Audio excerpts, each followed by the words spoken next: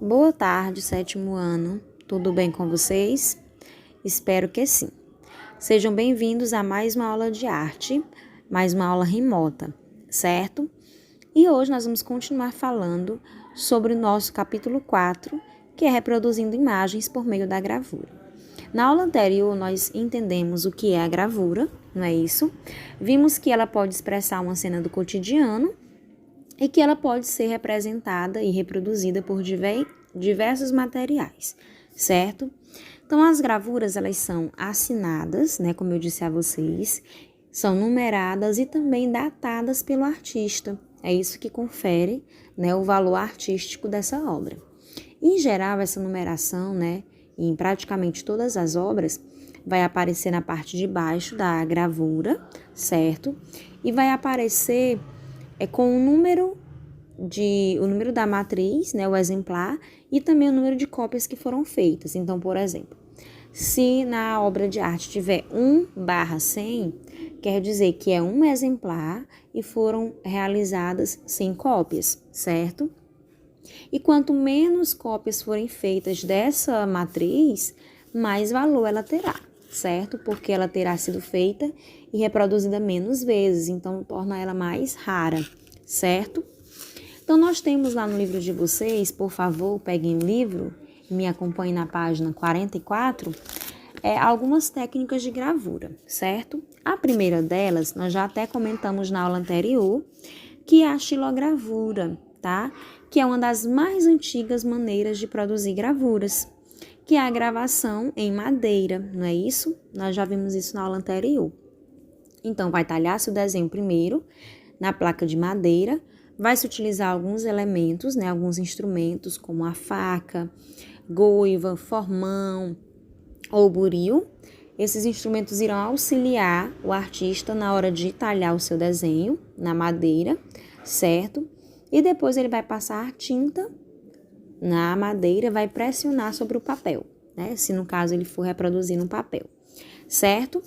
E aí nós conhecemos um pouquinho sobre J. Borges, que é um dos grandes artistas da xilogravura, e aí ele difundiu essa arte retratando o nosso estado, né? Na verdade, retratando a nossa região, que é o Nordeste, e levou a arte nordestina para o mundo. Nós vimos que os folhetos de literatura de cordel, eles são ilustrados com a técnica da xilogravura, não é isso? Nós falamos sobre isso também na aula anterior.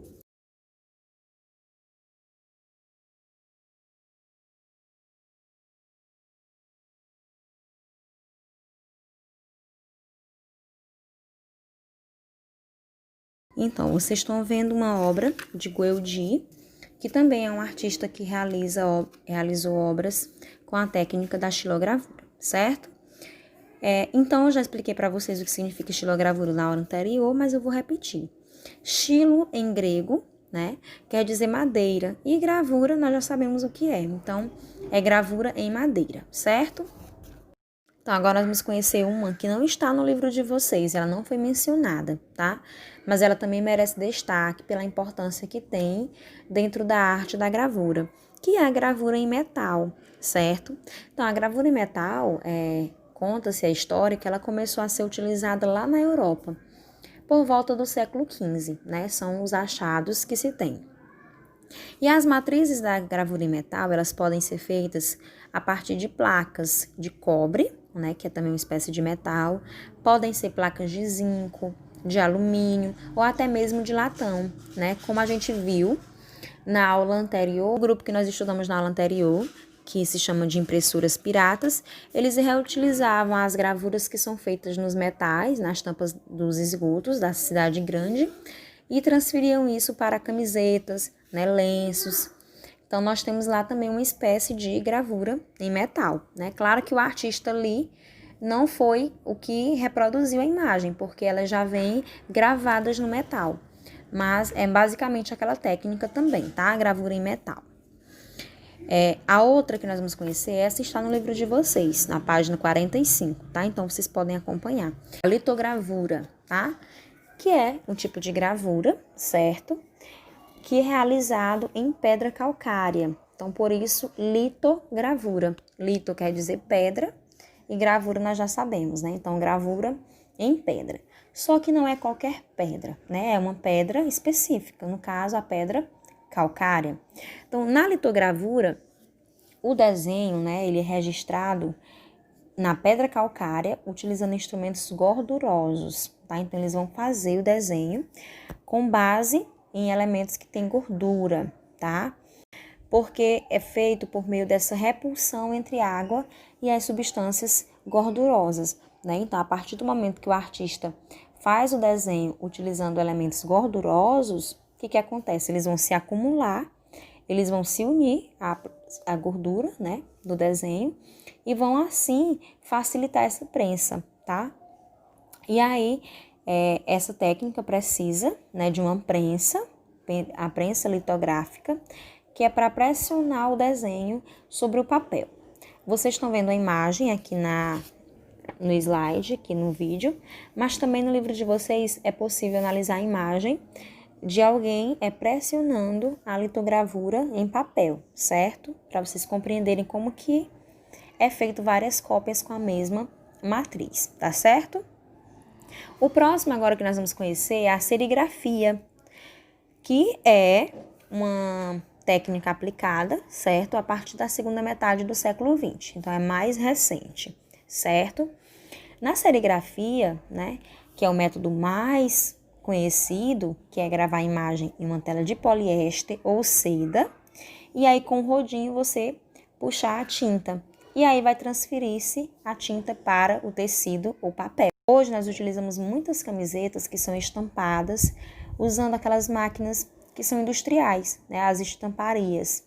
Só que bem um tempo atrás, aqui em Lago da Pedra mesmo, existiam muitos pintores de camisetas, principalmente camisetas escolares, né, que tivessem frases, desenhos, e utilizavam a técnica da serigrafia.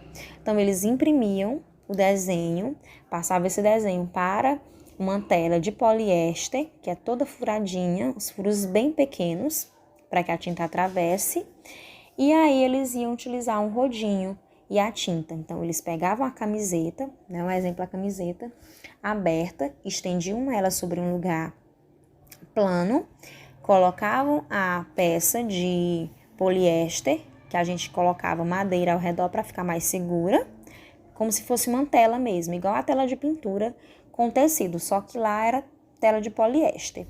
E aí colocava a tinta e ia puxando com o rodinho, para essa tinta vazar para o tecido, tá? Então, é uma das técnicas muito conhecidas.